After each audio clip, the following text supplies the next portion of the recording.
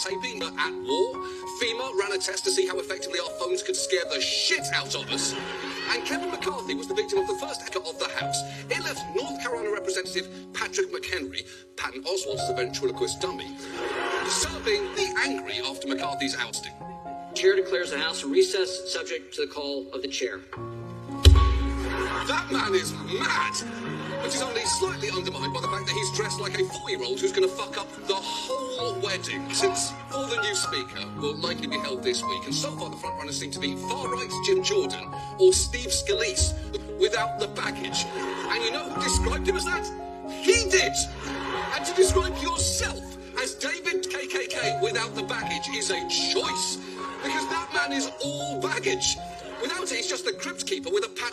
Pretty clear that the Republican Party has been controlled by the absolute extremes, but not just nationally, at the local level too. And to show you, look at the mayoral race unfolding in the city of Franklin, Tennessee, where their current Republican mayor is facing this woman, Gabrielle Hansolderman. She's branded herself as a hardcore MAGA candidate and has posted photos of herself at Mar-a-Lago. And look how happy she who just dined out on a well-done steak and read some classified documents on the toilet. Anyway, back in April, Hansen's Pride event, arguing that its participants couldn't be trusted around children and offering this critique of previous performers. In one of the pickers, one of the misfits, she's clad in an Elmo-themed drag outfit, which I'm sure this could create confusion in their mind as to what's being represented. Okay, but children from walking around Times Square too, because see Olaf from Frozen with his head popped off smoking a Black and Mild, and there's someone wearing eyeshadow in an Elmo-themed bodysuit. Also, for the record, her name is Jaden Dior Fierce, not remotely her finest work, because she is constantly serving cartoon looks. We ever see a mishap now?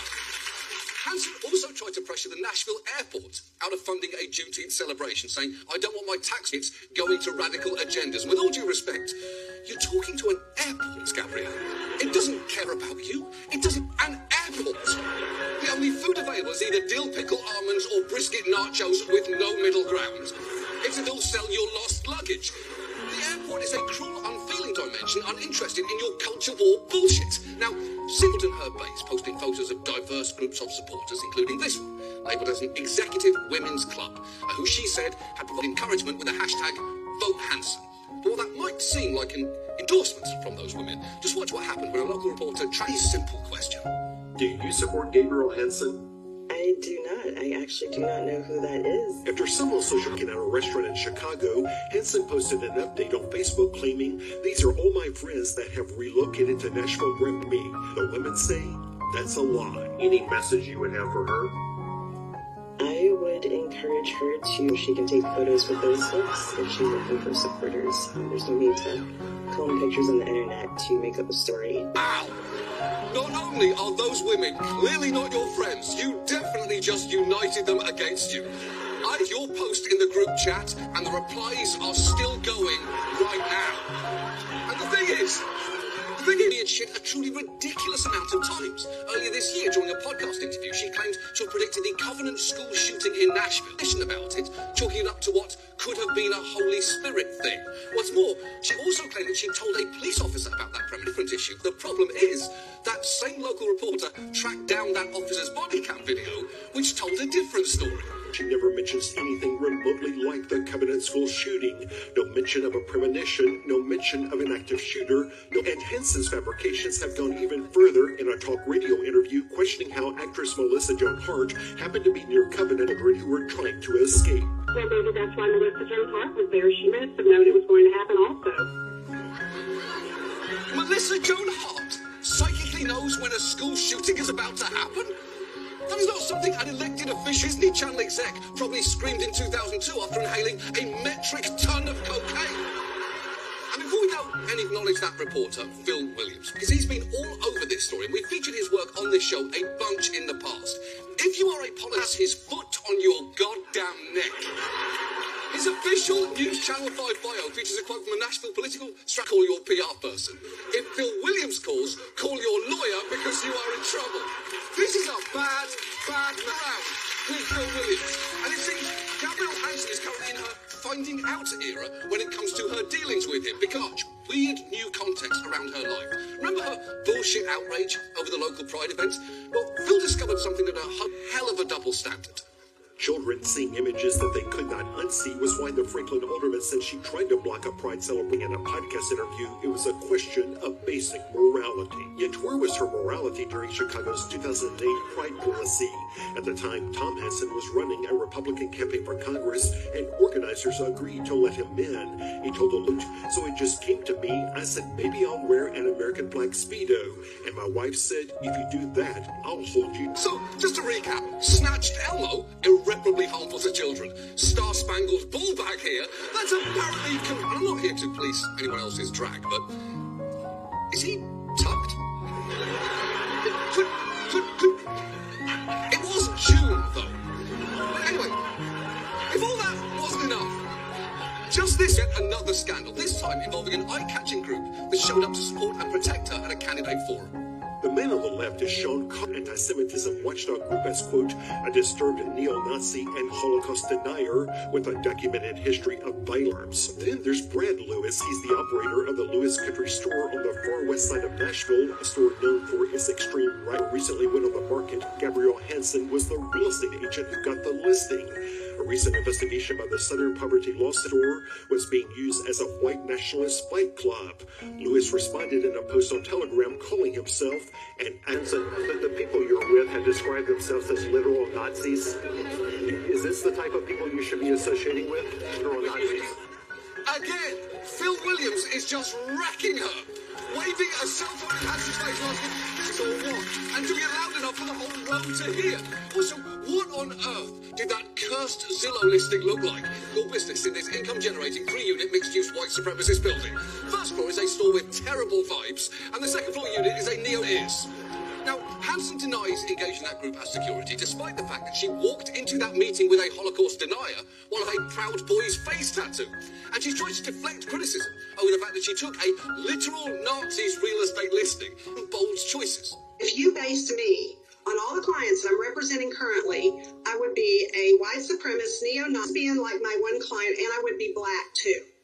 So that is who I would be if you're going to blame me for the clients at this very moment that I'm representing. And I would probably be a Muslim jihadist as well, because I have a Middle Eastern client too. Okay, Gabs, but you did just imply one of your clients was a Muslim jihadist simply based on the fact that they are Middle Eastern, white supremacist neo-Nazi, then you are lesbian or black. And look, in a world that made sense, this woman from this mayoral race in shame, but she still has supporters. There are lawn signs up for her in Franklin, and there is a real chance that she could turn numerous scandals are clearly almost cartoonish in their extremity.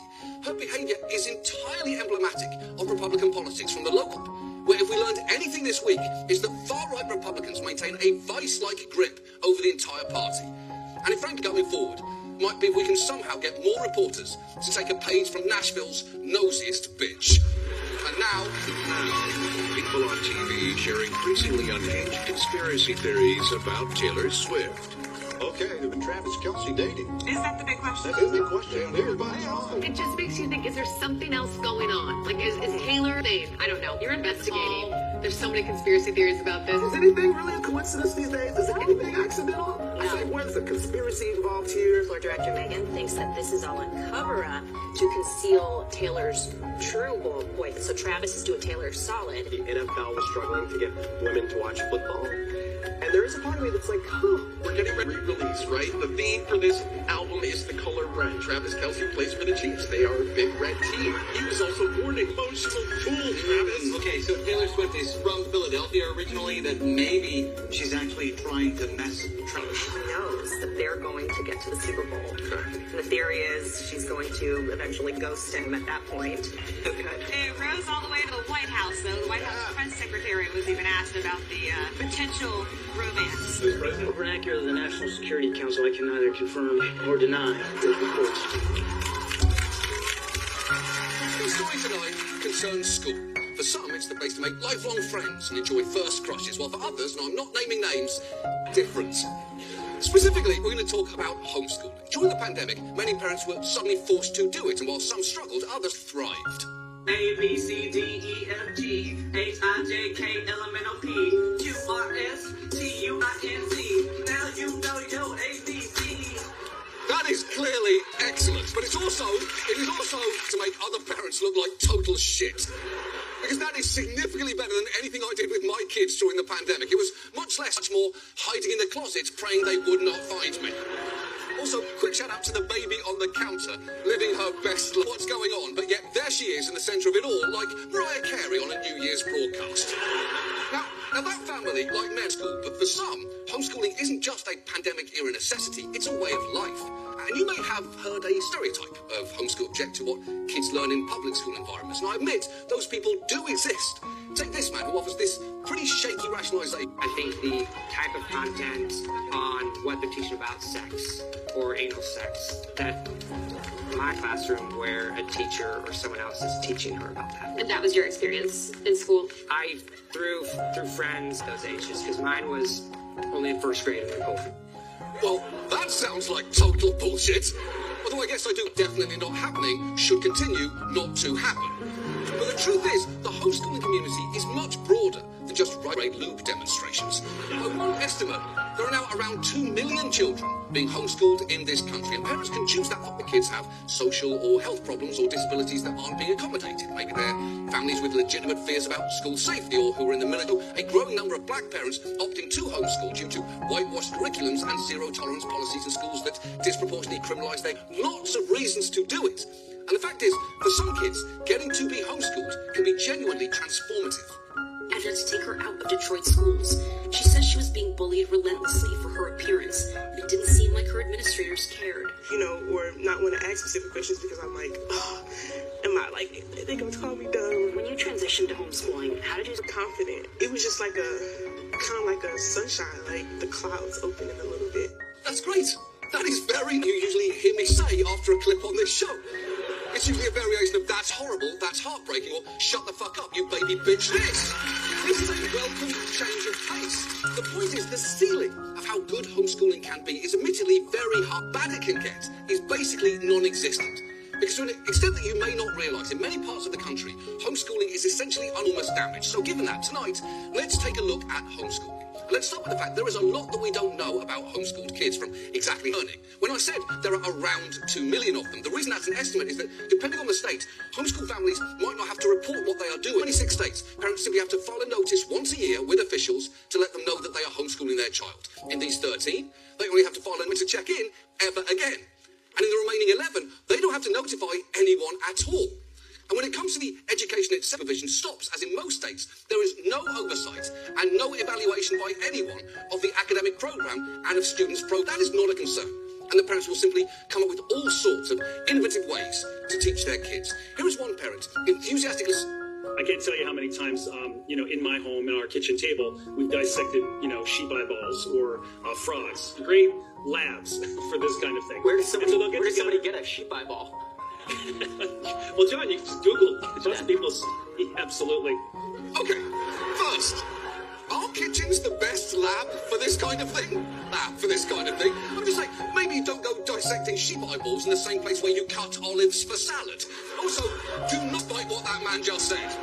I did it, and I'm not even going to show you the result unblurred because it is too nauseating. Suffice to say, it looks like whole. And while that man was clearly willing to go to impressive lengths for at-home science lessons, not everyone had to develop a curriculum from scratch. That is why there are big publishers who offer materials specifically tailored to homeschoolers, and many Christian textbook publishers who promise learning through a biblical filter. And look, it is absolutely a parent's right they so choose, but the quality of some of these books can be troubling. For instance, one current Abeka history book says that it will break down that threatened to destroy the very roots of Western civilization. The cause of this dissolution was not idea or philosophy known as liberalism. CE celebrates the Confederate General Robert E. Lee as a devoted Christian who practiced his Christianity in all his dealings with others, and claims that biblical and scientific evidence tends to support the idea that men and dinosaurs existed at the same time. And if you're wondering what, we had a workbook featuring this rendering, implying that not only did men and dinosaurs exist at the same time, but they were totally great tucked in shirt. Do you see that dinosaur over there? Sure do, Bob. Love those jeans, by the way. Should we run? No way. These dinos are chill. That's one sword knife that you brought. Well, all of that is pretty troubling. The truth is, in many states, the rules and parents don't ultimately have to teach their kids anything at all. Just watch as this former homeschool student breaks down her daily schedule. A list of assignments. We've got the date at the top. I would have been 12. First, we've got classical music, which was just turning on classical bit. We've got Bible listening. We've got handwriting and math. That's fairly normal. We've got memorizing the Bible. We've got, it was mostly hymns. We've got exercise. That's good. It was usually just walking around the block. And then the whole is chores and cleaning tasks. It's true. Most of her lessons just list. That is a lot of cleaning demands. Who was her parent? This guy? I mean, don't get me wrong. He's an absolute zaz, but as hot as he makes doing chores seem, it's not an adequate alternative to education, is it? Although it is a preferable alternative to the single worst homeschool curriculum that we found, whose creators excitedly promoted it on a podcast. We are invested into making sure that that child becomes a wonderful Nazi. And that done. Well, that is terrifying. You never want to hear a mother lovingly utter the sentence, "My kids are wonderful," now if they're praising their son's performance as Rolf in The Sound of Music. And even then, just say "wonderful Rolf." What's wrong with you? And her husband actually launched their own online community, Dissident Homeschool, in 2021 after she had a, quote, rough time finding for her homeschool children. And you know what? Good! That probably shouldn't be an easy pupil. In fact, should probably autocorrect to, "Did you mean how do I take myself to jail?" At one point, Distant Homeschool had nearly 2,500 handwriting exercises consisting of writing out quotes from Adolf Hitler, which I think we can all agree is just appalling. Handwriting is just cruel. They should be working on their keyboard skills through games like Maybe Speak and Teach is the Final Solution, although not that, don't actually. The channel also posted tips ensuring that their parents were in full compliance with the law so that the state wouldn't interfere. In most states, they don't have much to worry about there, because when it comes to homeschooling, basically anything goes. So, how's? Well, in large part, it's thanks to a very powerful homeschooling lobby, whose most prominent player is the Homeschool Legal Defense Association, or HL. I will concede some ground, because it grew out an environment that was, in many places, overly restrictive of homeschooling, with some banning it entirely. In Texas in the early 1980s, homeschooling families were actually prosecuted. But a turning point came after suit against their school districts and ultimately won. And around that same time, the HSLDA was formed with the aim of expanding the rights of homes. And from the very beginning, it had a strong evangelical conservative outlook. Its founding president and chairman, Michael Farris, has referred to monstrosity. And here he is back in 2004 speaking to the Christian Coalition and describing his long-term hopes for the next generation. To recognize what's going on, the promotion of homosexuality, the promotion of other kinds of things that you heard from Walter Jones, and you've heard many other times. Full reality that we cannot countenance. I can't wait for the day when our young people vanquish the enemy by Mrs. Wade. And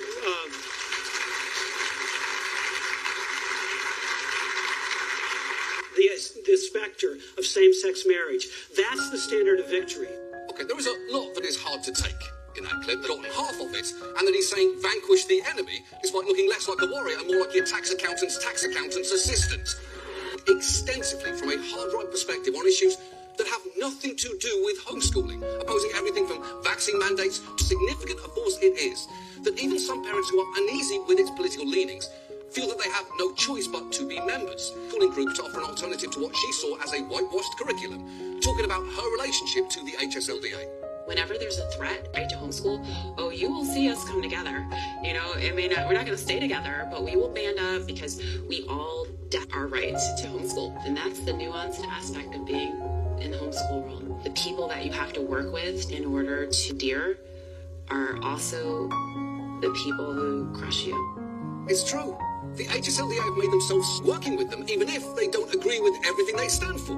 It's a dilemma otherwise known as the Tom Cruise conundrum.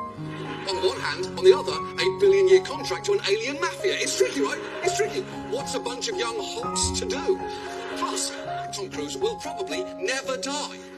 As a lobbying group, it's been astonishingly successful. In 4 decades, its efforts have been credited with homeschooling in state after state. And the argument that it will always make against any regulation is you're just punishing all the parents doing things who are doing it wrong. And in theory, sure. But when you've got some parents running the Homeschool Institute of Dishwashing and others running, maybe the reins have gotten a little loose. And the lack of regulation here has serious consequences, and not just regarding quality. This is where this story gets quite a bit darker. More than 2 million children are being homeschooled in the U.S., many of them living regulations, making it easy for abusive parents to hide behind the system. These are the faces of just some of the homeschooled children who Susanna Grubbs was homeschooled in Missouri. She tells us the discipline she received was anything but gentle. I think that in a lot of ways, me and my siblings, with my mom's disciplinary techniques and my mom's educational neglect, it's really terrible that it has happened and it keeps happening. It's parental rights are so paramount to anything else in this country. Exactly. And that is massively dangerous because deregulating homeschooling against parents who are bad teachers, it also eliminates them against parents who are bad people. For all the HSLDA's talk of parental rights, O.J. Simpson is a parent. Darth Vader is such a parent. He made it part of his fancy name change. The point is, cute, virtuous.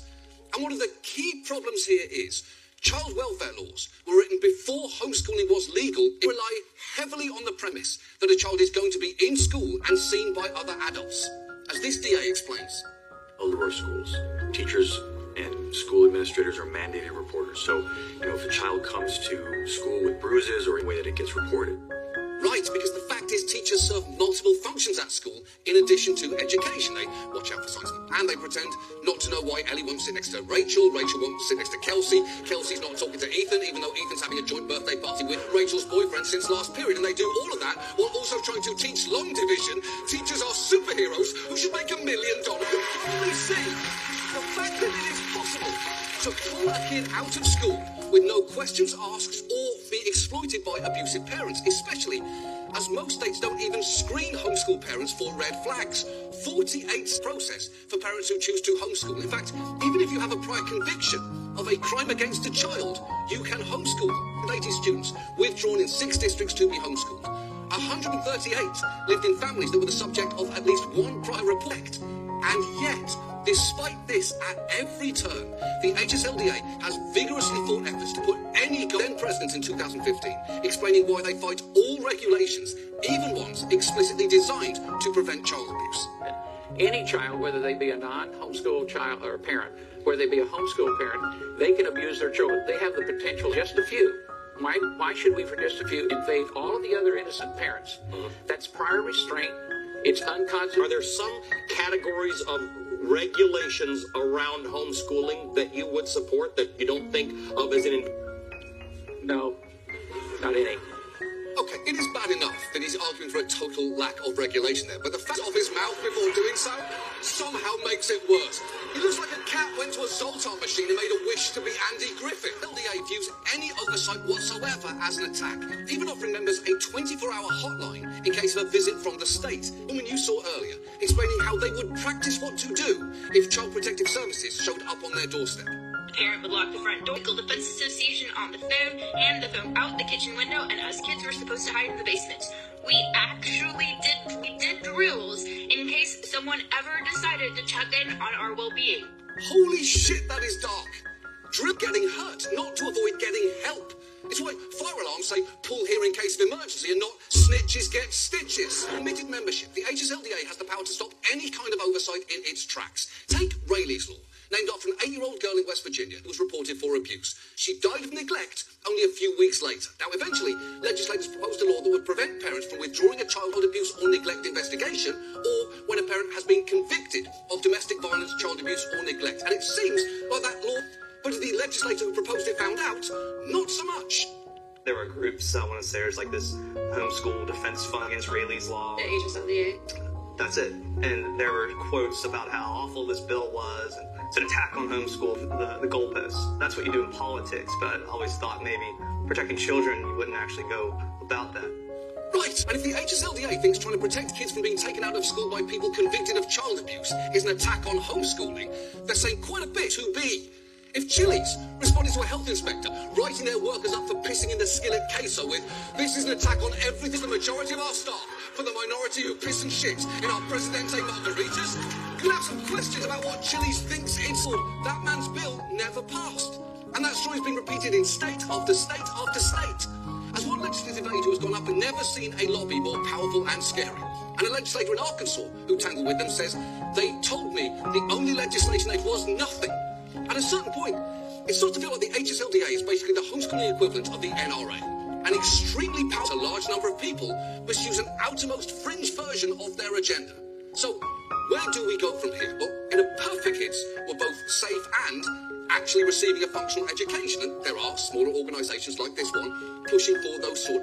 We could require in all 50 states to register a child as homeschooled, so there's at least a record that they exist here, at the Earth's core, which I'm sure, according to at least one homeschooling textbook, is somewhere between soil and the fiery bowels of beyond that. We could pass some basic child safety protections to ensure parents can't pull their kids out of school to escape scrutiny for a credit.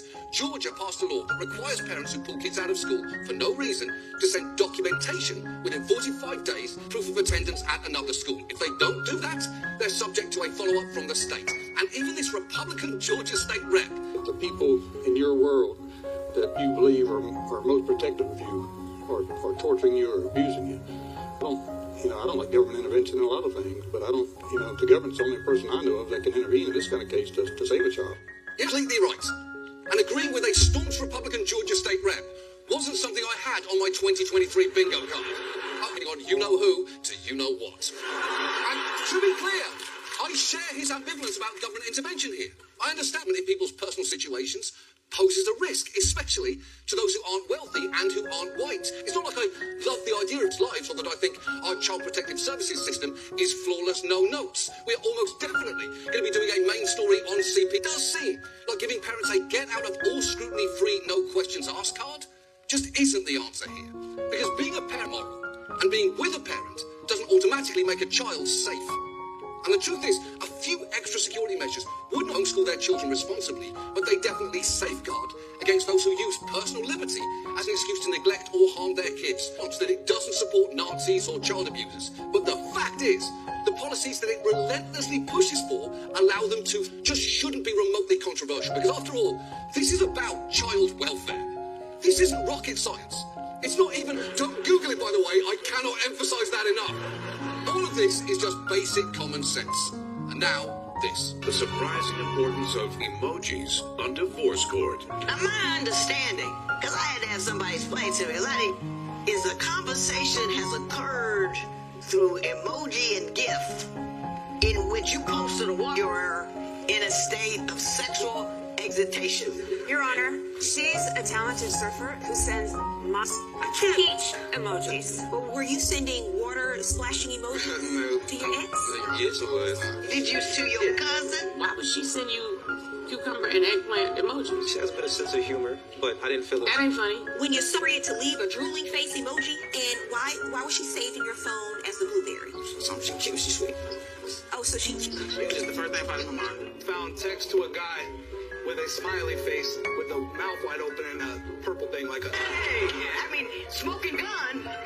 That's a smoking gun. Next week, tonight.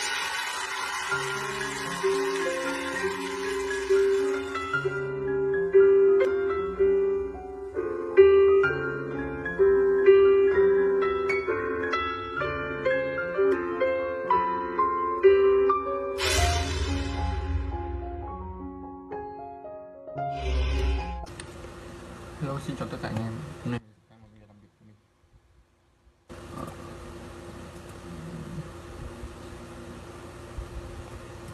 Anh em xem video thì cho mình